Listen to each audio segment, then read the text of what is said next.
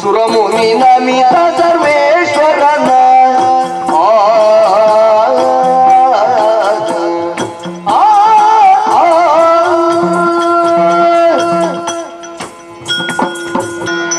वारी जगन्दी वैयार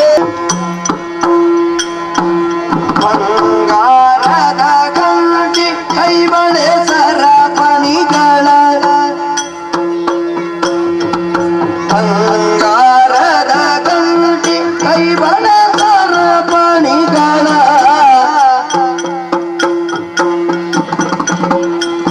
ಒರೆ ಊರೆ ನಿಂಗವ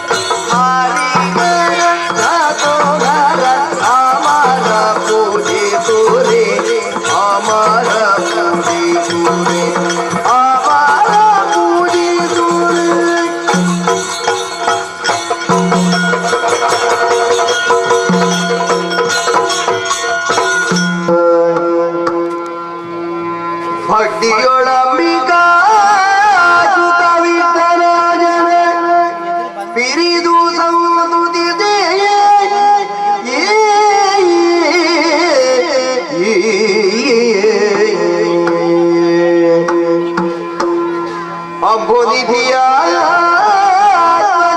ಕೈ ಮುಗಿದು ಅಂಬುಜಾಸನ ವಾಣಿಯರ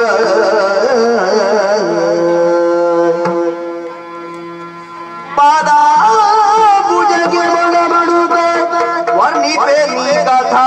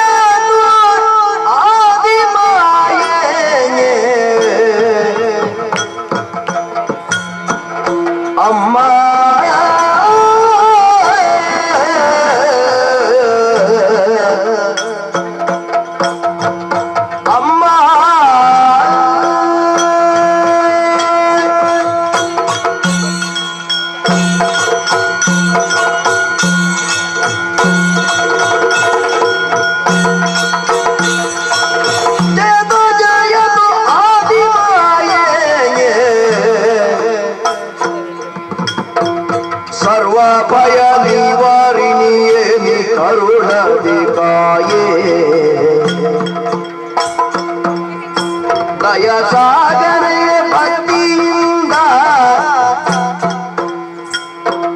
ಪಾದದ್ವಯವನ್ನು ಮರೆಕೊಂಡೆ ಅತಿ ಮುದದಿಂದ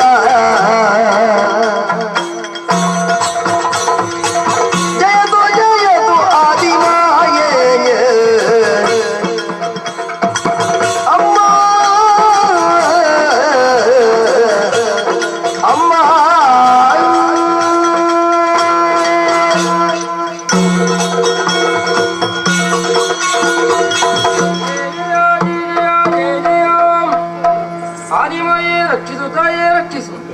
ಓ ಅಮ್ಮ, ಎತ್ತ ನೋಡಿದರತ್ತ ಮುತ್ತಿಕೊಂಡಿರುವ ಕತ್ತಲೆಯ ಮತ್ತು ಅಗಾಧವಾದಂತಹ ಜಲರಾಶಿಯ ಮಧ್ಯೆಯಲ್ಲೇ ಉತ್ಪನ್ನಕ್ಕೆ ಬಂದವರು ನಾವು.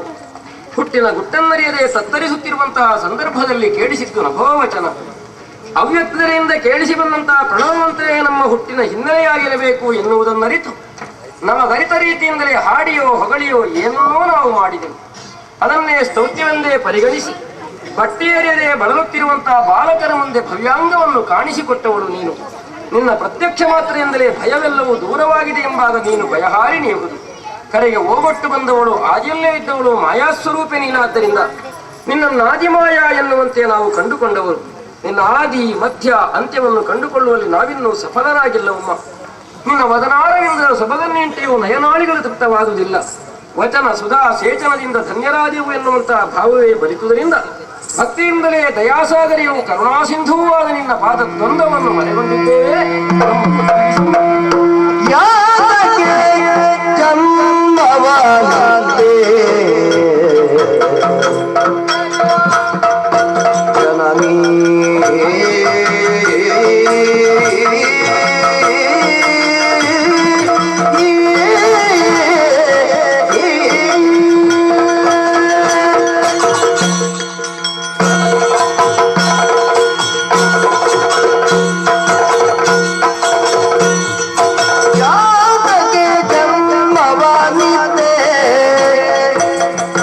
ನಮಗೆ ತರಕಾರಿಗಳೇ ತುಂಟು ಮಾತೆ ನೀಡಿರುವುದ ಸಕಲವನು ಸೌಪ್ರೀತಿಯ ರಕ್ಷಿಸಬೇಕು ನಮ್ಮವನು. ಜಯತು ಜಯತು ಆದಿಮಾಯೇ ಜನನೀ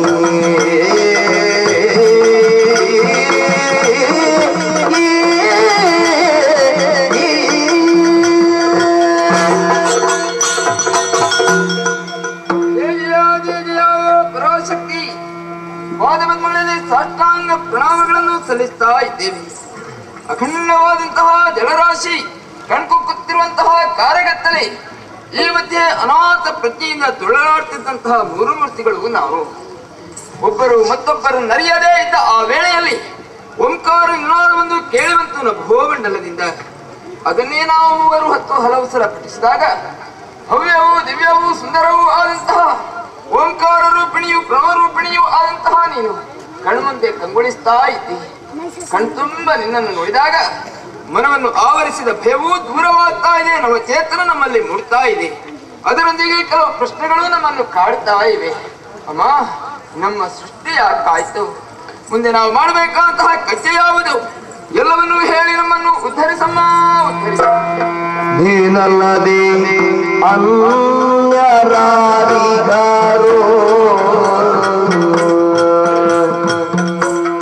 ತಾಯೇ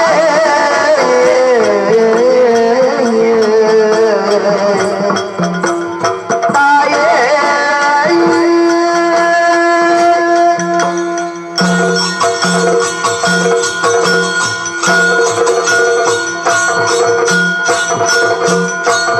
ನೀನಲ್ಲದೆ ಅನ್ಯರಾರಿಗಾರೋ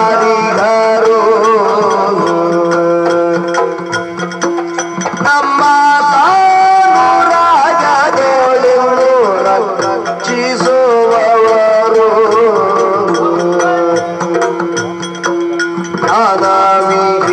ಜ್ಞಾನವಿಹೀನರಾಗಿರಲು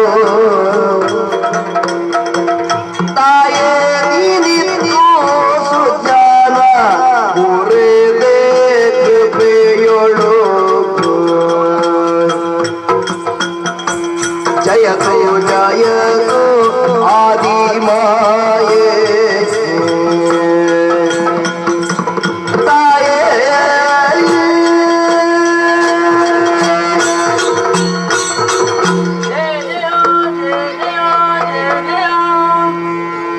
ಓ ಜಗದಾದಿಮಾಯೆ, ಪವಿತ್ರವಾದ ಪಾದಕ್ಕೆ ಮೊದಲಾಗಿ ವಂದಿಸಿಕೊಳ್ಳುತ್ತಾ ಇದ್ದೇನೆ.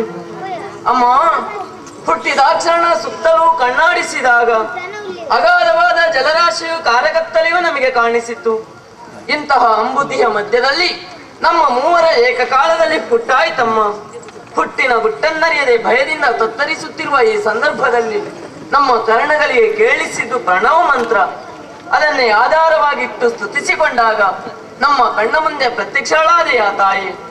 ಇದರಿಂದಲೇ ತಿಳಿದುಕೊಳ್ಳುವುದಕ್ಕೆ ಸಾಧ್ಯ ಉಂಟು, ನಮ್ಮ ಜನ್ಮಕ್ಕೆ ಕಾರಣೀಭೂತಳು ನೀನೇ ಅನ್ನುವ ಹಾಗೆ.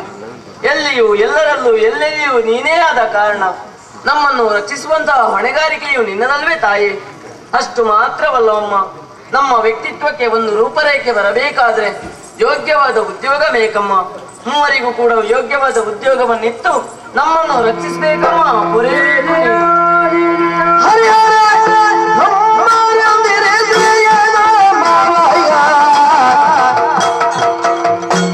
ಹರುಷಾದಿ ಮೂವರಿಗೆ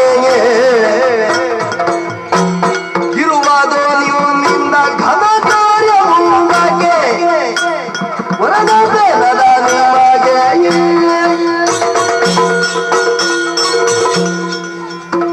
ನೀರ ಮೇಲೆ ದಿಕ್ಕು ಕಾಣದೆ ಕಣ್ಣೀರು ಹರಿಸುತ್ತಿರುವ ಓ ನನ್ನ ಮಕ್ಕಳೇ, ಏಳಿರಿ, ಎದ್ದೇಳಿ, ಧೈರ್ಯವನ್ನು ತಾಳಿ. ನಿಮ್ಮ ಸೃಷ್ಟಿಗೆ ಕಾರಣೀಕರ್ತಳು ನಾನೇ. ಆದ್ದರಿಂದಲೇ ಒಬ್ಬೊಬ್ಬರಿಗೆ ಒಂದೊಂದು ಹೆಸರನ್ನಿಡುವವಳಿದ್ದೇನೆ. ಗೌರವರ್ಣದಿಂದ ಕಂಗೊಳಿಸುತ್ತಿರುವ ನೀನೇ ಬ್ರಹ್ಮ, ನೀಲವರ್ಣದಿಂದ ಶೋಭಿಸುತ್ತಿರುವ ನೀನೇ ವಿಷ್ಣು, ತ್ರಿನೇತ್ರಧಾರಿಯಾಗಿ ಶ್ವೇತವರ್ಣದಿಂದಪ್ಪುವ ನೀನೇ ಹರ. ಮಕ್ಕಳೇ, ಇನ್ನು ಮುಂದಕ್ಕೆ ನಿಮ್ಮಿಂದ ಘನವಾದ ಕಾರ್ಯ ಆಗುವುದಕ್ಕಿದೆ. ಹೋದ ಜನ್ಮದಿಲಯವ ಪ್ರಪಂಚವ ಮೋದಾದಿ ಸೃಜಿಸುವರೆಯೇ ಕಾಯ್ದೋ ಮೇಳದ ಲಯ ಕೊಡಿಸುವವರೆಗೆ ಆದಿರಿವಾದರೆ ಹೋದ ಕಲ್ಪದಲ್ಲಿ ಲಯವಾದಂತಹ ಪ್ರಪಂಚವನ್ನು ಪುನರಪಿ ಸೃಷ್ಟಿಸಿ ಪಾಲಿಸಿ ಲಯಗೊಳಿಸುವುದಕ್ಕಾಗಿ ನಿಮ್ಮ ಜನನವಾಗಿದ ಮಕ್ಕಳೇ.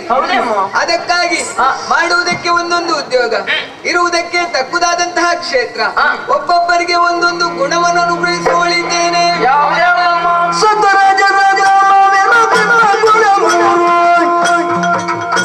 ಮತ್ತೆ ರಾಜದ ಗುಣದಿಗೆ ನಿತ್ಯ ಸೃಜಿಸಲಿ ವಿಧಾತನು ಸಾತ್ವಿಕವತ್ತು ಹರಿಯು ಪೊರೆಯೇ. ಮಗನೇ ಬ್ರಹ್ಮ ರಾಜಸ ಗುಣಯುತನಾಗಿ ಸೃಷ್ಟಿಯ ಅಧಿಕಾರಿಯಾಗಿ ಸತ್ಯಲೋಕದಲ್ಲಿದ್ದುಕೋ ಮಗನೇ. ಅಪ್ಪಣೆ ದೇವಿ. ನಾರಾಯಣ ಅಮ್ಮ. ಸಾತ್ವಿಕ ಗುಣಯುತನಾಗಿ ಪಾಲನೆಯ ಅಧಿಕಾರಿಯಾಗಿ ವೈಕುಂಠದಲ್ಲಿದ್ದುಕೋ ಮಗನೇ. ಆಗಲಮ್ಮ. ಈಶ ತಾಮಸ ಗುಣಯುತನಾಗಿ ಲಯದ ಅಧಿಕಾರಿಯಾಗಿ ಕೈಲಾಸದಲ್ಲಿದ್ದುಕೋ ಮಗನೇ. ಆಗಲಿ ತಾಯಿ. ಮಕ್ಕಳೇ, ನಾನು ಕೊಟ್ಟಂತಹ ಉದ್ಯೋಗವನ್ನು ನಿಷ್ಠೆಯಿಂದ ಮಾಡಿಕೊಂಡು ಬನ್ನಿ. ಕಷ್ಟ ಬಂದ್ರೆ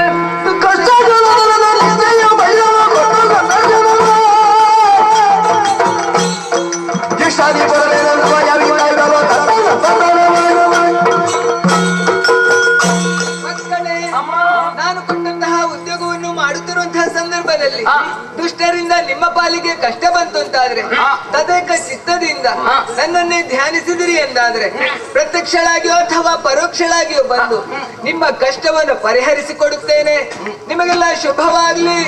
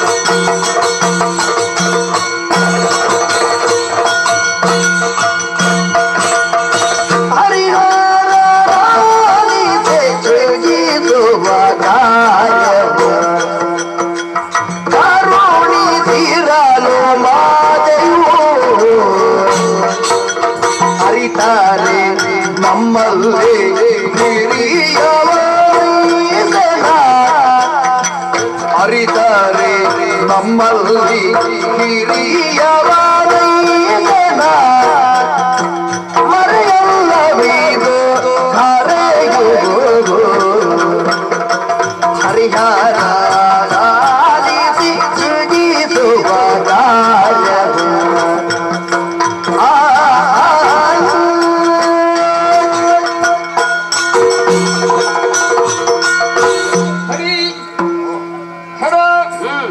ಕ್ಷಣದಲ್ಲಿ ಆದ ಬದಲಾವಣೆಯನ್ನು ನಮ್ಮಲ್ಲಿ ನೀವು ಗಮನಿಸಿದವರು. ಹೌದಪ್ಪ. ಆಗಿನ ಸ್ಥಿತಿ ಏನು, ಈಗಿನ ಗತಿ ಯಾವುದು? ಅಜಗಜಾಂತರ ನಮ್ಮ ರೂಪ ಬಣ್ಣ ನಡೆ ನುಡಿ ಪೂರ್ಣ ಬದಲಾವಣೆ ಆಗಿದಪ್ಪ. ಅದರೊಂದಿಗೆ ವಿಶೇಷವಾದ ರಸಾನುಭೂತಿಯನ್ನು ಹೊಂದಿದ್ದವರು ನಾವು. ಹೌದು. ಕಳೆದ ಆ ಕ್ಷಣವನ್ನು ಯೋಚಿಸಿದ್ರೆ ಈಗಲೂ ಮೈ ರೋಮಾಂಚನವಾಗ್ತಾ ಉಂಟು. ಯಾಕಪ್ಪ? ಕಂಡ ದೃಶ್ಯ, ಕೇಳಿದ ಧ್ವನಿ, ಆಹಾ ಏನು ಹೇಳೋಣ ಏನು ಹೇಳೋಣ. ಹೌದಪ್ಪ. ಅಮರಿತಂತಹ ಉದ್ಯೋಗದ ಕಡೆಗೆ ಲಕ್ಷ್ಯವನ್ನು ಹರಿಸಿ ಪ್ರಥಮ ಮಗನೇ ಬ್ರಹ್ಮ ಎಂಬುದಾಗಿ ಸಂಬೋಧಿಸಿ ನನಗೆ ಸೃಷ್ಟಿಯ ಕಾರ್ಯವನ್ನು ಒದಗಿಸಿಕೊಟ್ಟು ಸರಿ ಅಲ್ವಾ? ಅದರಂತೆ ನನ್ನ ಈ ಕಾರ್ಯವನ್ನು ಮಾಡಬೇಕು ಅಂತ ಯೋಚಿಸಿದಾಗ ಪಕ್ಕನೆ ನನ್ನ ಮನಸ್ಸಿನಲ್ಲಿ ಒಂದು ಭಾವನೆ ಮೂಡಿತು. ಏನಪ್ಪ ಅದು? ಯಾಕಂದ್ರೆ ಈ ಹೊತ್ತಿನಲ್ಲಿ ನಾವು ಕಾರ್ಯ ತತ್ಪರರು ಆಗಬೇಕು ಅಂತ ಆದ್ರೆ ದೈಹಿಕವಾಗಿ ಎಲ್ಲ ಮಾನಸಿಕವಾಗಿ ಪೂರ್ಣವಾದಂತಹ ಪ್ರೌಢತೆಯನ್ನು ಹೊಂದಿದ್ದೇವೆ. ಚೆನ್ನಾದ ಅರಿವು ನಮ್ಮಲ್ಲಿ ತುಂಬಿದೆ. ಅರಿವಿದ್ರೆ ಸಾಧು ಅದನ್ನು ಸರಿಯಾದ ಪತ್ರದಲ್ಲಿ ಹರಿಯಗೊಟ್ಟಾಗ ಮಾತ್ರ ಆ ಅರಿವಿಗೆ ಮೌಲ್ಯ ಬರ್ತದೆ. ಹರಿಯಗೊಟ್ಟಿದ್ದೀರಿ ಕೊಡ್ತೀರಿ ಎಂಬ ಭಾವನೆ ನನ್ನದು. ನಾನು ಹಾಗೆ ಭಾವಿಸ್ತೇನೆ. ಅಯ್ಯ, ಮನಸ್ಸಲ್ಲಿ ಮೂಡಿದ ಭಾವನೆಯನ್ನು ನಿಮ್ಮಲ್ಲಿ ಹಂಚಿಕೊಳ್ಳೋಣ ಅಂತ ಕೊಡುಗಳೆಯ ವ್ಯವಹಾರ ಯಾವಾಗ್ಲೂ ಒಳ್ಳೆಯದು. ಬಹಳ ಒಳ್ಳೆ. ಹೌದು. ನಿಮಗೆ ಗೊತ್ತಿಲ್ಲ ಅಂತಲ್ಲ, ಆದ್ರೂ ನನ್ನ ಮನಸ್ಸಲ್ಲಿ ಮೂಡಿದ ಭಾವನೆಯನ್ನು ನಿಮ್ಮಲ್ಲೂ ಸ್ಪಷ್ಟಪಡಿಸೋಣ ಅಂತ. ಎಂತದ್ದು? ಗೊತ್ತಿದ್ರೆ ಒಳ್ಳೇದೇ ಆಯ್ತಲ್ಲ. ಒಂದು ವೇಳೆ ಗೊತ್ತಿಲ್ಲದೆ ಇದ್ರೆ ನಾನು ತಿಳಿಸಿದ ಹಾಗಾಗ್ತದಲ್ಲ. ಇಷ್ಟರವರೆಗೆ ನನಗೆ ಗೊತ್ತಾಗ್ಲಿಲ್ಲ ಏನಂತ. ಅಯ್ಯ, ಹೇಳಿದ ಮೇಲೆ ಗೊತ್ತಾದಿತ್ತು. ಇರುವವರು ಮೂರು ಮೂರ್ತಿಗಳು ಏಕಶಕ್ತಿ ಪ್ರತ್ಯೇಕ ಹೊಂದಿ ನಾವು ಆವಿರ್ಭವಿಸಿದ್ರು, ಇಲ್ಲಿ ಪ್ರತ್ಯೇಕತೆ ಕಂಡ್ರು ಎಲ್ಲರೂ ಸಮಾನರು ಅಂತ ಆಗುವ ಸಾಧ್ಯತೆ ಇಲ್ಲ. ಯಾವ್ದ್ರಲ್ಲೂ ಒಂದು ಹಿರಿತನ ಅಂತ ಬೇಕು, ಯಾಕೆ ಗುರುತಿಸಿಕೊಳ್ಳುವುದಕ್ಕೆ. ಇಲ್ಲ ಇದ್ರೆ ಎಲ್ಲವೂ ಸಮಾನವಾಗಿ ಕಂಡ್ರೆ ಅಲ್ಲಿ ವಿಶೇಷ ಏನೂ ಇರುವುದಿಲ್ಲ. ಅದು ದೊಡ್ಡದು, ಇದು ಸಣ್ಣದು, ಅವ ಹಿರಿಯವ ಇವ ಕಿರಿಯವ, ಆ ರೀತಿ ಆಗಬೇಕಿದ್ರೆ ಆ ರೀತಿ ನಮ್ಮ ವರ್ತನೆಯೋ ನಮ್ಮ ಯೋಗ್ಯತೆಯೋ ನಮ್ಮ ಉದ್ಯೋಗವೋ ಇರಬೇಕು, ನಡೆಯಿಂದ ಕಂಡುಕೊಳ್ಳುವುದು ಅಲ್ವಾ. ಮೂರು ಮೂರ್ತಿಗಳಂತಹ ನಮ್ಮಲ್ಲಿ ಪ್ರಪ್ರಥಮ ಗೆದ್ದಂತಹ ಉದ್ಯೋಗವೇ ಕಾರಣದಿಂದ, ಪ್ರಥಮವಾಗಿ ನನ್ನನ್ನು ಸಂಬೋಧಿಸಿದ ಕಾರಣದಿಂದ ನಾನೇ ಹಿರಿಯವ ಅಂತ ತಿಳಿದಿದ್ದೇನೆ. ಒಪ್ಪಿಗೆ ತಾನೇ ನಿಮಗೆ? ಇಲ್ಲ. ಮಧುಮಾಕ್ಷ ನಗುತ್ತೆಂದ ಪ್ರೀತಿಯೇ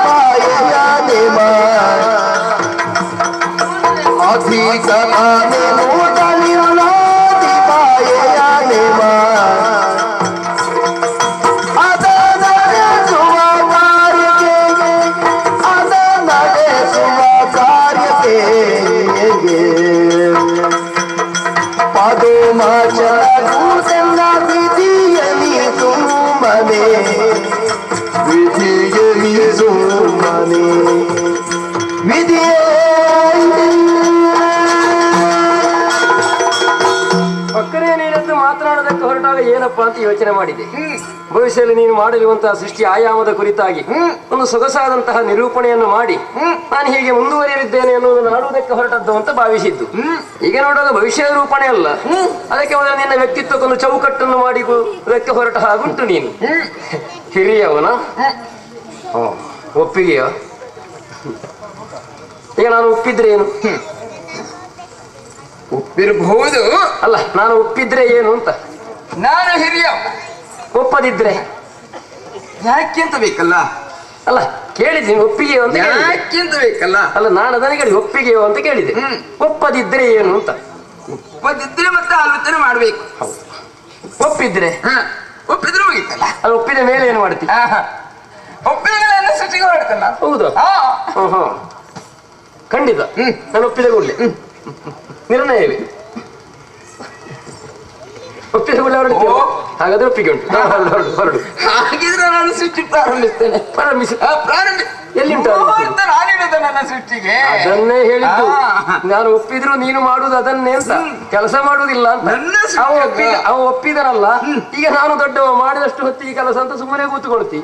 ನಾನು ಒಪ್ಪದೇ ಇದ್ರೆ ಓಹೋ ನೀನು ಒಪ್ಪಲಿಲ್ವಾ, ಅದನ್ನ ನಾನು ಮಾಡುವುದಿಲ್ಲ, ಏನು ಮಾಡ್ತಿ, ಇದೇ ನಿನ್ನ ಭಾಷೆ ಅಂತ ನಿನ್ನ ಮಾತಿನಿಂದಲೇ ಅರ್ಥ ಆಗಿದೆ ನನಗೆ. ಹಾಗಾದ್ರೆ ಯಾಕೆ ಇಷ್ಟು ಮಾತನಾಡೋದಕ್ಕೆ ಹೊರಟೆ? ಈಗ ಅರ್ಥ ಆಯ್ತು. ಅಮ್ಮ ಒಂದು ಗುಣ ಕೊಟ್ಟಳು ನೋಡು, ರಜೋಗುಣ. ಗುಣಾವೇಶ ಹೆಚ್ಚಿದ್ದು ನಿನ್ನಲ್ಲಿ. ಆದ್ರಿಂದ ನನಗೆ ಉದ್ಯೋಗ ಕೊಟ್ಟದ್ದು, ನಾನೇ ದೊಡ್ಡವ, ಅನ್ನುವಂತ ಒಂದು ಭಾವವನ್ನು ನೀವು ಸೇರಿಸಿಕೊಂಡುದು. ಗುಣಪ್ರಭಾವ. ನಿನ್ನ ಹಾಗೆ ಉದ್ಯೋಗ ನನಗೂ ಉಂಟು ಅವನಿಗೂ ಉಂಟು ಎನ್ನುವಾಗ ಉದ್ಯೋಗಿಗಳು ಎಂಬುದರಲ್ಲಿ ಸಮಾನತೆ ಹೊರತು ಅಸಮಾನತೆ, ಹಿರಿಯ ಕಿರಿಯರೆಂಬ ಭೇದಗಳ ಅಗತ್ಯವೇ ಇಲ್ಲ. ಅಲ್ಲದೆ ನಾಳಿನ ಪ್ರಪಂಚಕ್ಕೆ ಕೊಡುಗೆಯೂ ಅಲ್ಲ ಅದು. ಮತ್ತೆ ನಾವು ಅಸಮಾನತೆಯನ್ನು ಕಾಣಿಸಬೇಕಾದ ಅಂದ್ರೆ ಎಲ್ಲರೂ ಸಮಾನರು ಅಂತ ಭೇದ ಭಾವವನ್ನು ಕಾಣಿಸಬೇಕಾದ್ದಲ್ಲ, ಸಮಾನತಾ ಭಾವ ಬೇಕಾದ. ಅಸಮಾನತೆ ದೊಡ್ಡವರು ಸಣ್ಣವರು ಹಿರಿಯರು ಕಿರಿಯರು ಒಳಗೆ ಹೊರಗೆ ಹೀಗೆಲ್ಲ ಕಾಣಿಸಿದ್ರೆ ಪ್ರಪಂಚ ಮುಖ ಅದನ್ನೇ ಆಧರಿಸುವುದಿಲ್ವ? ಅದಕ್ಕೆ ಅವಕಾಶ ಕೊಡುವುದಕ್ಕೆ ನೀನು ಹೊರಡಬೇಡ. ನೀನೀಗ ಹೇಳಲಿಕ್ಕೆ ಹೊರಟದ್ದು ಹೇಗಾಯ್ತು ಗೊತ್ತುಂಟ? ಸುಮ್ಮನೆ ದೊಡ್ಡ ಜನ ಅಂತ ಹೇಳಲಿಕ್ಕೆ ಹೊರಟದ್ದು, ಅದರಲ್ಲಿ ಏನು ತಿರುಳಿಲ್ಲ. ಭೇದ ಭಾವ ಅಂತಲ್ಲ, ಮತ್ತೆ ಪ್ರಥಮತಃ ಹೇಳಿದೆ ಏಕಶಕ್ತಿ ನಾವು ಮೂರಾದ್ದು ಅಂತ. ಹೌದು, ಸಮಾನತೆಯಲ್ಲಿ ಉಂಟು. ಆದ್ರೆ ಕಾಣುವ ಈ ವ್ಯಕ್ತಿತ್ವದಲ್ಲಿ ಅಲ್ಲಿ ಮೇಲೆ ದೊಡ್ಡವ ಸಣ್ಣವ ಮೇಲು ಕೀಳು ಎಂಬುದು ಬೇಕು. ಹೌದು ಅಯ್ಯ, ಹೌದು. ಸಿಹಿ ಎಂಬುದು ಒಂದೇ ಅಲ್ವಾ? ಹೌದು. ಆದ್ರೂ ಅದನ್ನು ಕೆಲವು ತಿಂಡಿಗಳನ್ನಾಗಿಸಿದಾಗ ಹೆಚ್ಚು ಕಮ್ಮಿ ಅಂತ ಆಗುದಿಲ್ಲ. ಹೌದು ಹೌದು ಹೌದು. ಎಲ್ಲರಿಗೂ ಒಪ್ಪುವಂತಹುದು ಅಂತ ಒಂದಿರ್ತದೆ ಅಲ್ವಾ? ಹಾಗಿದ್ದೆ ನೀನು ಎಲ್ಲರಿಗೂ ಒಪ್ಪುವಂತದ್ದಲ್ಲವಾದ್ದರಿಂದ ದೊಡ್ಡವನ ಹಾಗಲ್ವ? ಅದು ಹಾಗಲ್ಲ, ಎಲ್ಲರಿಗೂ ಒಪ್ಪುವ ನನ್ನಲ್ಲಿ ಹೆಚ್ಚಿರುವ ಕಾರಣ ನಾನು ದೊಡ್ಡವ. ಹೆಚ್ಚಿದ್ದದ್ದು ಎಲ್ಲರಿಗೂ ಒಪ್ಪುವುದಿಲ್ಲ ಅಂತ, ಸರಿ ಇದ್ದದ್ದು ಮಾತ್ರ ಒಪ್ಪುವುದು ಎನ್ನುವುದರಿಂದ ಆಗುವುದಿಲ್ಲ. ಅಧಿಕವಾದನ್ನೇ ಎಲ್ಲರೂ ನೋಡ್ತಾರೆ. ಅಧಿಕವಾದ್ದು ಬೇಡ ಅಂತ ಬದಿಗಿರಿಸ್ತಾರೆ. ಹಾಗೂ ಒಂದು ಅರ್ಥ ಉಂಟು, ಪ್ರತ್ಯೇಕವಾಗಿ ದೂರ ಇಡುವುದು ಅಂತ. ಹೌದು, ಹಾಗಲ್ಲ. ಆ ದೂರ ಇಡುವಂತಹ ಬ್ರಹ್ಮನಲ್ಲ ಇವ, ಹಿರಿದಾದ ಬ್ರಹ್ಮ, ಅಧಿಕ ವಿಶೇಷತೆಗಳನ್ನು ಹೊಂದಿದವ. ವಿಶೇಷತೆ ನನಗೂ ಉಂಟು, ಆದ್ರಿಂದ ನಿನ್ನ ಹಿರಿತನವನ್ನು ನನಗೆ ಒಪ್ಪಬೇಕಾದಂತ ಅನಿವಾರ್ಯತೆಗಳೇ ಇಲ್ಲ. ನಿನ್ನ ಸೃಷ್ಟಿಗೆ ನೀನು ದೊಡ್ಡವನಾಗ್ತಿ, ನನ್ನ ಉದ್ಯೋಗಕ್ಕೆ ನಾನು ದೊಡ್ಡವನಾಗ್ತೇನೆ. ನಾವು ಪ್ರತ್ಯೇಕವಾಗಿ ಇರೋಣ, ಕ್ರಿಯೆಯಲ್ಲಿ ಮಾತ್ರ ಸಾಂಘಿಕವಾಗಿ ಇರೋಣ. ಸುಮ್ಮನೆ ಮಾತಾಡಬೇಡ, ಚಂದ ಆಗುದಿಲ್ಲ. ಮಾತಾಡು, ಬರೇ ಮಾತಾಡು. ನನ್ನ ಮಾತಿಗೆ ನಿನ್ನ ಒಪ್ಪಿಗೆ ಇಲ್ಲ, ಅದೊಪ್ಪಿಗಿಲ್ಲ. ಮೃದಂಗ ನಾಚನ